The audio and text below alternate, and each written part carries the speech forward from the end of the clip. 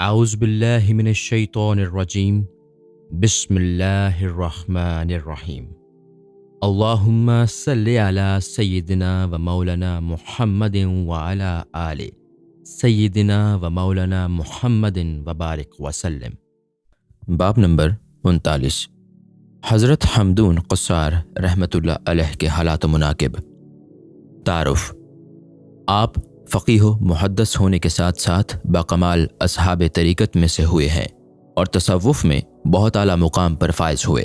آپ کے پیر و مرشد حضرت ابو تراب بخشی تھے اور خود حضرت سفیان ثوری اور حضرت عبداللہ بن مبارک جیسے بزرگوں کو مرشد کہتے تھے۔ آپ کے متعقدین کو قصاری کہا جاتا ہے۔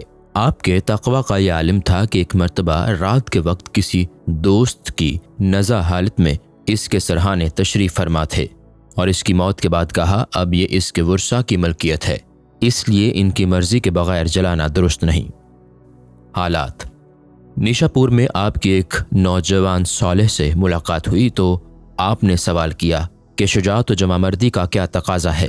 اس نے عرض کیا کہ میری شجاعت کا تقاضا تو یہ ہے کہ صوفیہ کے لباس پہن کر ان کے مسلک پر گامزن ہو جاؤں، اور آپ کی شجاعت یہ ہے کہ صوفیہ کا لبادہ اتار پھینکیں اور اس طرح ذکر الہی سے اپنے مراتب میں اضافہ کریں کہ دنیا آپ کے اوپر فریفتہ نہ ہو۔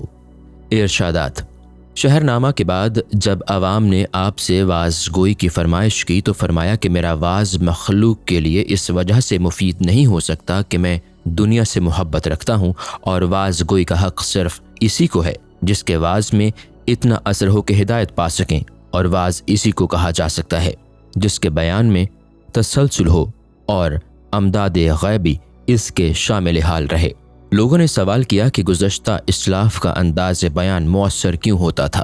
فرمایا کہ وہ اسلام کی برتری اور نفس سے نجات پانے کی بات کہا کرتے تھے۔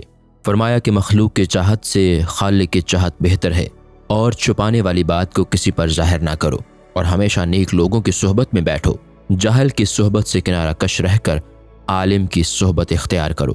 فرمایا کہ زیادتی کی طلب باعث قلفت ہوا کرتی ہے، اور نفس کو اچھا سمجھنا اس لیے تکبر پیدا کر دیتا ہے کہ اتباع نفس بندے کو اندھا کر دیتی ہے۔ فرمایا کہ خود کو سب سے بدتر تصور کرتے ہوئے کبھی کسی بدمست کی جانب اس خوف سے نظر نہ ڈالو کہ کہیں تم خود بھی بدمستی کا شکار نہ ہو جاؤ، اور ہمیشہ بیم و رجا کو اپنا مسلک بنائے رکھو۔ فرمایا کہ تواضع سے فقر حاصل ہوتا ہے، اور تواضع کا مفہوم یہ ہے کہ کسی کو اپنے سے زیادہ ذلیل تصور نہ کرے۔ فرمایا کہ زیادہ کھانا امراض کی جڑ اور دین کے لیے آفت ہے۔ فرمایا کہ خود کو اس لیے کمتر تصور کرو کہ دنیا تمہاری عزت کرے۔ اقوال زرین: حضرت عبداللہ بن مبارک سے روایت ہے کہ آپ کی میرے لیے یہ نصیحت تھی کہ کبھی دنیا کے واسطے کسی پر غضبناک مت ہونا۔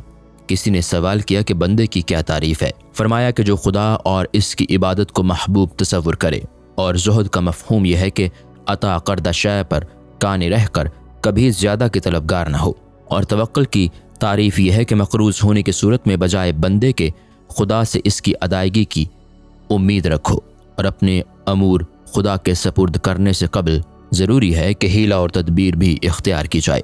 فرمایا کہ 3 چیزیں ابلیس کے لیے وجہ انبساط ہیں: اول کسی دیندار کا قتل، دوم کسی شخص کا حالت کفر پر مرنا، سوم درویشی سے فرار۔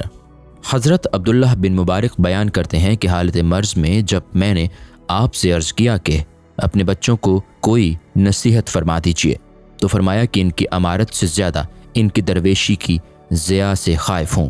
آپ نے حضرت عبداللہ بن مبارک سے دم مرگ میں یہ وصیت فرمائی کہ مرنے کے بعد مجھ کو عورتوں میں دفن کرنا، اور یہ کہہ کر دنیا سے رخصت ہو گئے۔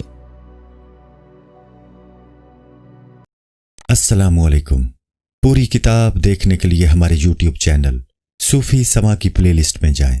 یہاں آپ کو مختلف بزرگوں کی کتابیں ملیں گی، اور جو کتاب پوری نہ ہوئی اس پر کام تیزی سے ہو رہا ہے اور ریگولر بیسس پر اپلوڈ ہوتی رہتی ہیں۔